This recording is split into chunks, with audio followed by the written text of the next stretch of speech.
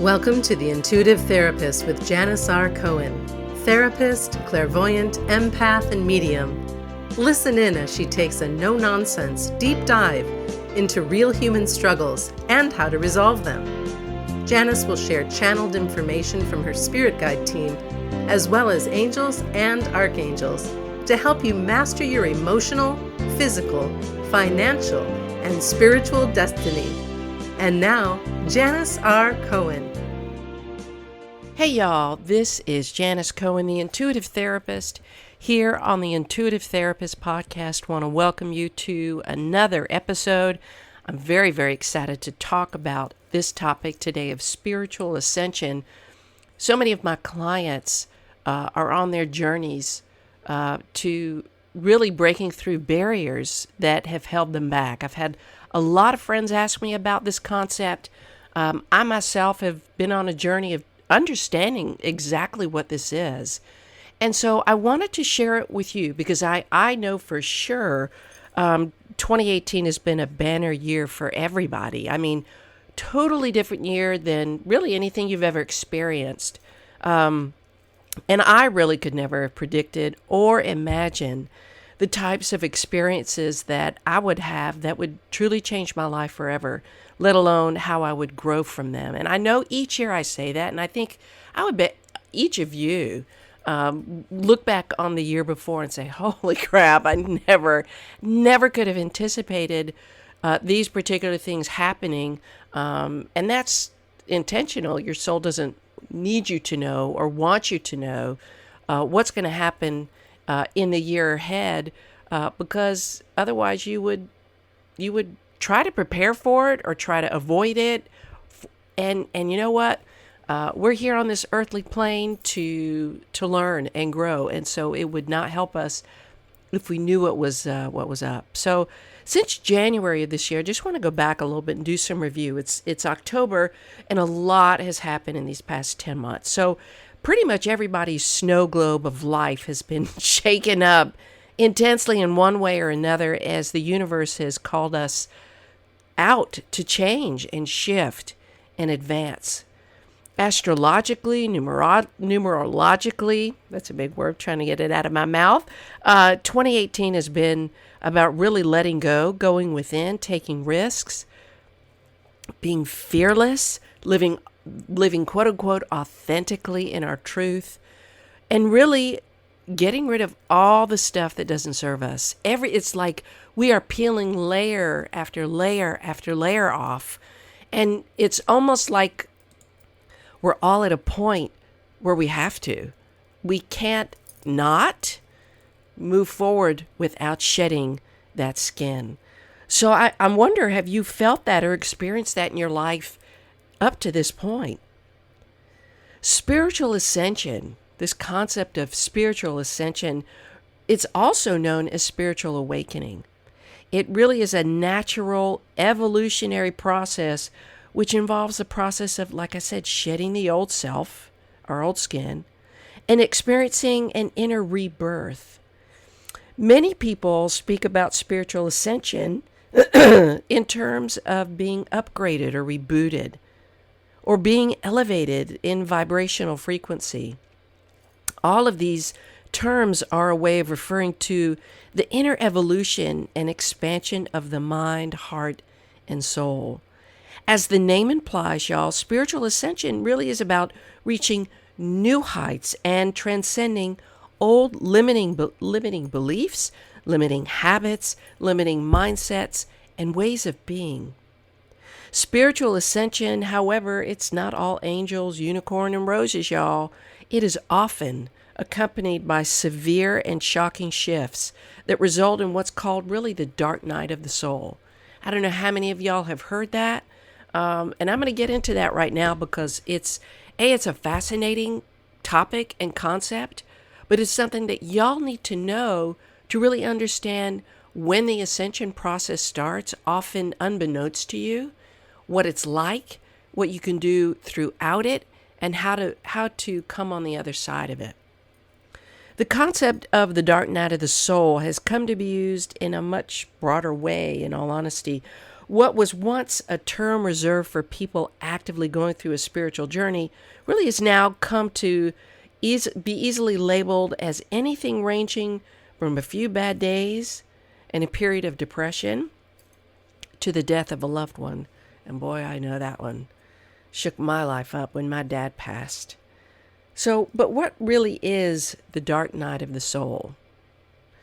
Even back in the 16th century, St. John of the Cross himself was at great pains to distinguish the dark night from mere melancholy or depression. After all, the symptoms of the dark night of the soul really aren't that different from depression, in all honesty.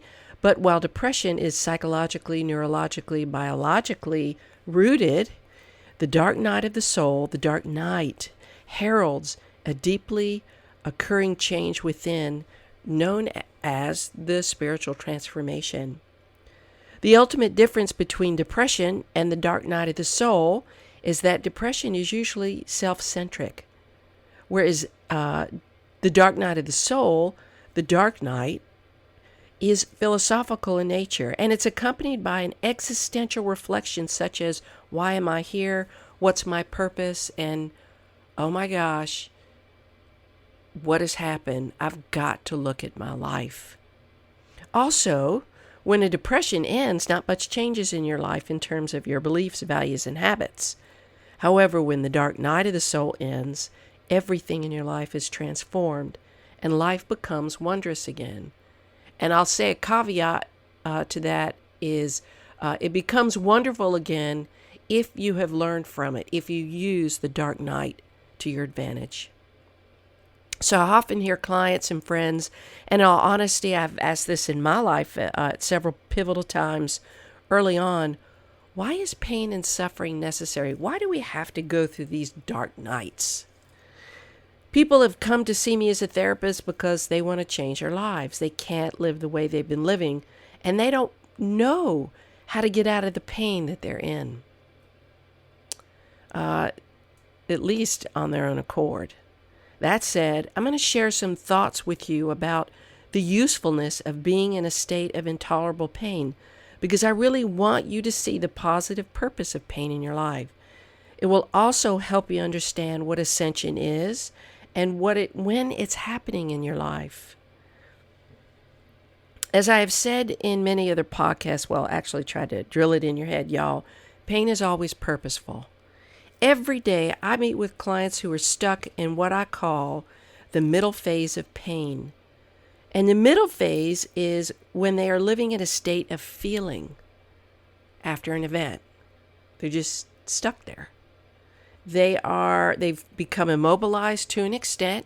It could be fully, where you develop in a clinical depression, or it could be just kind of temporary, where you just feel stuck and you're in a fog and you can't get out from under yourself, but you know something needs to change.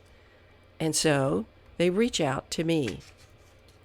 I used to have this as my default setting as well. Something would happen, and I didn't know the critical step to immediately move into to get me out of that second phase, to get me out of that pain. I just sat in my shit.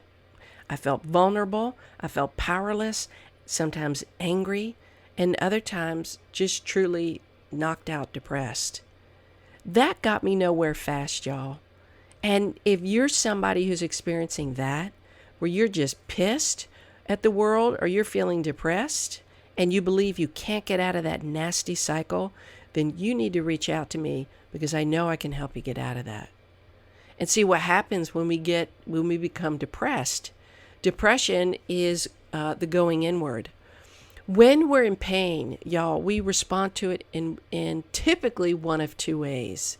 Okay? There's a third way, but typically one of two ways. First way is that we can go within, we implode. That is depression.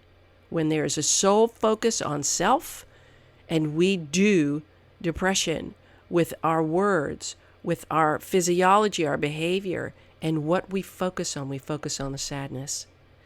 The alternative to that is called explosion, where we become aggressive, whether it's verbally or physically or both. That's the explosion, where we act out. The third way when we experience pain is to find a way out. Okay? And this is the next critical step. This is phase 3. So the critical step would be to move into the action phase of feeling.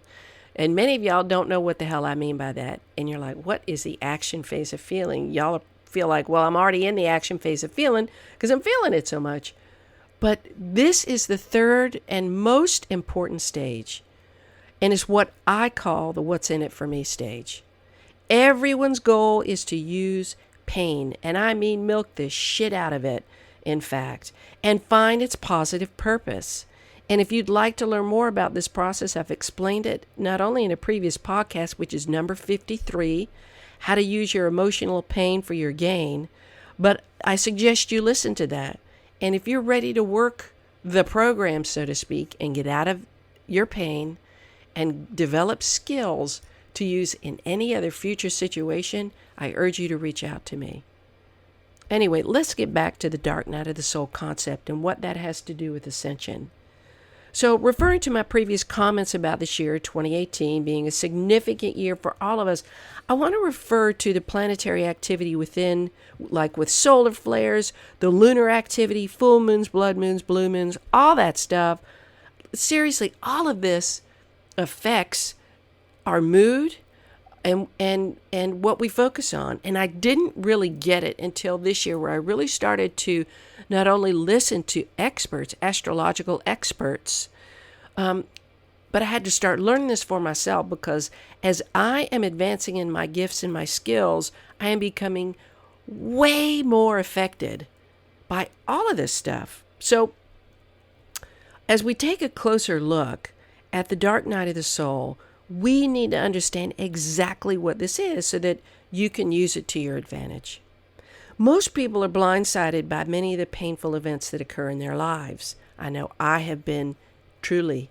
And when they experience the ones that break them open, these dark nights, they find themselves in a state of catatonia pretty much for the most part. Grief can knock you off your feet. Loss. It really does come down to that. People get stuck in the second phase that I was talking about, in simply the feeling. And the most important part of the ascension process is really missed. When people don't recognize that what's happening in their lives, the events that totally rock you to your core, and they alter everything in your life, that is when ascension is taking place. When these seemingly traumatizing events happen, events that trigger feelings of grief, loss, fear, anxiety, and the need, it's like we in the South say, shit or get off the commode, right? That is a dark night of the soul. You are at a pivotal point in your life where you're either going to die or you got to change. That's what dark nights are, right? I don't mean the normal range of these feelings of grief and loss and fear and anxiety. I mean the high end of the spectrum, the intolerable pain part of the spectrum. We forget that we're supposed to be going through that stuff and that we're supposed to use it. When you are unexpectedly fired from your job and you are panicked because you have no clue about how you're going to pay your bills, when the relationship that you've invested all of yourself in blows up in your face for whatever reason, and it comes to an end, whether you have to end it or it comes to an end naturally because somebody else has ended it. When you experience the loss of a loved one, when you get into a car wreck that puts you in the hospital, when you have to face a serious illness, I could go on and on and on about examples. These experiences are all designed for you to take a really hard look at your life and reevaluate. That is what dark night of the soul is. But why does it have to be so painful to create this kind of reevaluation and change? Well, none of us would make those changes if we didn't have the proverbial gun to our heads playing Russian roulette. It's just how it works. And you either take the universe's invitation to saddle up and change directions, or you are going to find yourself feeling more miserable than you ever imagined. And I don't want you to be stuck in that phase 2. I want you going into phase 3. What's in it for me? What do I need to do? Again, listen to that episode 53. My work is completely centered around helping my clients get out of pain and suffering as fast as possible. That is my single mission. That is why I do this podcast. I cannot begin to tell you how many people all over the world, y'all, reach out to me on a daily basis and tell me how listening to the stories I tell, the understanding that I create in explaining human challenges in a very simple way, and the suggestions that I offer to problem solve have helped them change their life. And I have to tell you, I am so grateful when I get those emails, those texts, the phone calls. It's a blessing. That means that I'm serving in the way that I need to serve, and that's my goal. That is why I'm talking about this to you today. It is time. A true dark night of the soul leaves a long-lasting impact on you. It changes you completely. When you exit a dark night of the soul, you'll discover that something is always taken away from you, but for the better, such as your beliefs, your perceptions, your former meaning in life, or even in rare cases, your ego. And I'll tell you, y'all, I want to say something about that. Humility is an amazing thing. And you can't choose to be more humble, because when you're pretending that you're choosing to be more humble, your ego is playing a game with you.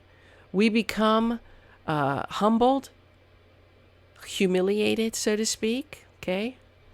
Humbled through things that happen outside of our control that take our ego down a bunch of notches. It forces us to push our ego out of the way and to become raw human beings. There are 3 ways that spiritual awakenings can occur. The first is at the hands of wise teachers, right? These are the teachers that come into our life that bring about pain. In my book, The Intuitive Therapist, I talk about one in particular for me. Two incidences. One is when I was severely bullied in 7th grade. You can read that story in the book. The second one was when I was 39 and I met this man who was part of me paying my karmic debt. It was the worst relationship I'd ever been in. Rocked me to my core. I experienced PTSD for 2 years because of it, and I had to do some very, very deep soul-searching work. That is a spiritual awakening. The second way spiritual awakening can occur is through the pursuit of soulfully mature people, right? So if we seek out mentors, if we're on our spiritual journey and we go learn from people. If y'all have seen the movie Eat, Pray, Love, you'll know that Julia Roberts' character goes to see Ketut. And this guy's very wise. He's a pretty toothless guy, but she seeks him out for growth. The third is spontaneously due to life experience. It's everything else but these two, right? Everything else but wise teachers, everything else but seeking out soulfully mature people. It's just what we go through. Spontaneous awakenings arrive in a number of ways. Think about this. Terminal diagnosis, old age, a near-death experience, a physical accident, the loss of a loved one, a romantic breakup, the destruction of your home or homeland, suicidal depression, or the complete loss of your religious faith, where you just say to yourself, there can't be a God if this has happened. The dark night, y'all, is a herald, an omen of change. It lets us know that we can't continue living the way we have been living. There's no growth, no awakening in life, to life, without first seeing and acknowledging our existing disappointment. You can't. You know, it's one of those things I say, you can't know what love is without experiencing hate. You can't have joy without knowing what sadness is like. You can't know light without darkness. Acknowledging our disappointment means becoming aware of the deeply held sense of incompletion that we all carry. It means becoming aware that something is desperately missing from our lives. That the experiences, the things that we've experienced or that we're going through, even if we're experiencing dark night of the soul now, we know that something very fundamental is at the core level that's out of focus or completely lacking in our lives. And if you look back on your life, those of you who have experienced this, you know exactly what I'm talking about, right? You're going to sense that there's so much more possible in your life, even though you don't know exactly what the heck that is. And that's how it's designed. You're not to know what's to come, and you're not to know what's to come after. You're to experience it and grow. One of the most common reasons why dark nights occur and are prolonged is due to what I call kind of mystical experiences or short glimpses of the divine, which spiritual teachers often refer to as grace or samadhi. Okay? Soon afterwards, a person, quote unquote, loses this experience and is plunged into unhappiness again. This is called the halo effect. It's the afterglow, or what the Sufis speak of as the sobriety of union. Why does the halo effect happen? It happens because of the stark contrast between one's rediscovered divine self and the return to one's disconnected and tormented ego self. Think about that. Think about the times that have happened when you have been pummeled into an experience, really, really deep experience that was unexpected. And it's like you snap back from being connected to enlightenment, and you snap back and you are back in that ego state in your life, in your shoes, and you're like, wait a minute, I've had a taste of the divine and now I'm back here. And I'm unhappy. To the spiritually mature person, the halo effect sets the stage for a future encounter with the transcendental, with God. So, to the spiritually mature person, each time these kind of dark nights occur, you become more and more, I guess I'll call it, for lack of a better word, pure, divine. And you come to get in the habit of using these experiences to become closer to the divine. Some of you know exactly what I mean when I say this. You've experienced an up-leveling, and I'll call it that too, of who you are, and have formed a closer connection to the divine. Your energy is totally shifted, and you've become more of an open channel to receive divine guidance. You've become more enlightened. Your insight has become increased. And really, you're aware of the fact that everything that happens in your life is purposeful, and it's going to help you become a greater version of yourself. It's like you've made an agreement with the universe that you're going to accept whatever happens to you in your life because you know you're going to use it to grow and learn. This is a shift that I've made in my life at various points in my life. It feels like they've kind of coagulated. And in all honesty, the way I think about it, it's a form of surrender. You know these pivotal events are going to happen. You have no clue what they are. You have no clue how they are just going to floor you. But because you've experienced several of them, you know there've got to be more that are coming. However, for the less prepared seeker, the glimpse into the divine stirs up even more distress as old habits, obsessions, thoughts, and behaviors reappear. Now, such a person realizes that, well, you've got a long, complex, and demanding road ahead. A task of purification and transformation is ahead for you.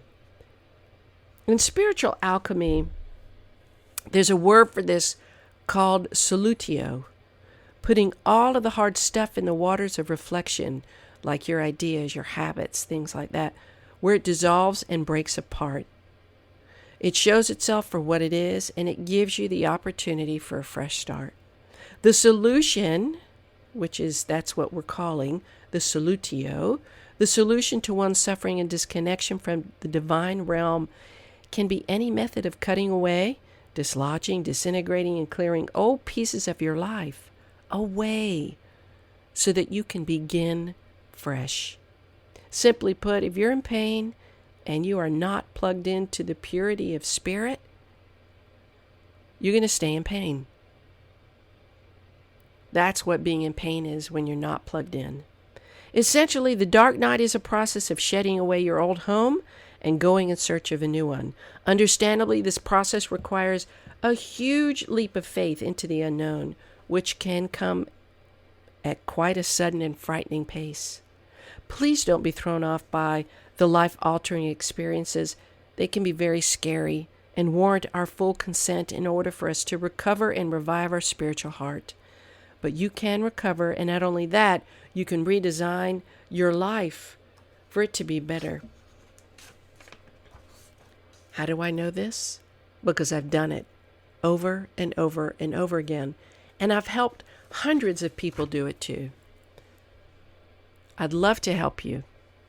If you feel like you are really experiencing a moment in your life that has broken you open and you don't know what to do with it, and you know that there's got to be something to this pain, reach out to me because I can help. Reach out either at my office number, 404-558-3971, or via email, Janis@janisrcohen.com. Been there, done that, and come out on the cool side of the pillow, y'all. I hope you've enjoyed this episode of the Intuitive Therapist podcast about spiritual ascension. If you'd like a reading, reach out to me, 404-558-3971, or email Janis@janisrcohen.com. Please, if this has been helpful, hop on over to iTunes, go to the rate and review section, and please leave a rating and review, a few sentences about how this podcast has impacted you. I'd greatly appreciate it. I love the reviews and ratings I'm getting. It's so exciting to see how this is growing pretty fast, which I'm so grateful. I wish you a blessed day, a wonderful week, and as always, live intuitively. Thanks for listening to The Intuitive Therapist with Janis R. Cohen. If you like what you heard, the best compliment you can give us is to share this podcast with a friend and subscribe, rate, and review at iTunes.